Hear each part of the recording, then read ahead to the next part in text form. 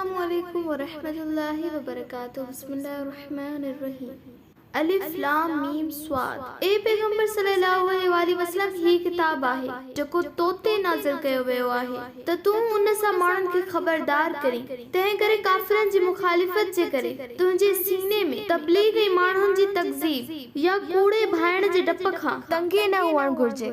ऐं ही क़ुरान त ईमान वारनि लाइ सरासर नसीहत आहे। ए इंसानो जेको अव्हां जे पालनहार जी तरफ़ खां लाथो वियो आहे उन जी पैरवी करियो ऐं उन खां सवाइ ॿियनि मददगारनि ऐं दोस्तनि जी पैरवी न करियो।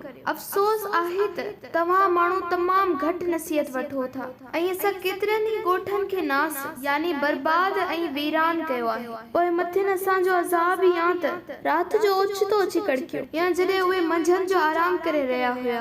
पोइ खेनि जॾहिं असांजो अज़ाब अची पहुतो त हिन खां सवाइ ॿी पुकार या वाई सनद बात न हुई त बेशक असां ज़ालिम हुआसीं। पोइ जिन क़ौमुनि ॾांहुं रसूल मोकिलिया विया हुआ असां उन्हनि खां ज़रूर पुछंदासीं त उन्हनि खे हक़ जी दावत केतिरी क़दर पहुचाई वई ऐं असीं रसूलनि खां बि ज़रूर पुछंदासीं त उन्हनि खे उम्मत जी तरफ़ खां छा जवाब मिलियो। पोइ यकीनन असां खेनि पंहिंजे इल्म ऐं ॼाण सां समूरो अहवाल ॿुधाईंदासीं ऐं आख़िर असां को गायब यानी गैर हाज़िर परे या बेख़बर त न हुआसीं। असांजे इल्म खां का बि शइ ॻुझी न आहे ऐं उन ॾींहुं ऐं मालनि जो तोड़जण बरहक़ आहे। पोइ जिन जे मीज़ान यानी नेक अमलनि जे वज़न जो पुड़ गरो थियो उहे ई कामयाब हूंदा ऐं जिन जा पुड़ हल्का थिया से उहे हूंदा जिन पंहिंजी जान खे जोखे में विधो ऐं छेहे वारा थिया। ऐं इहो इन करे जो उहे असांजी आयतुनि सां ज़ुल्म कंदा हुआ यानी असांजी आयतुनि जो इनकार कंदा हुआ ऐं उन्हनि जो क़दर न कंदा हुआ। ऐं बेशक असां ई तव्हांखे ज़मीन में रहायो ऐं तव्हां लाइ मंझंदि गुज़रान करण जो सामान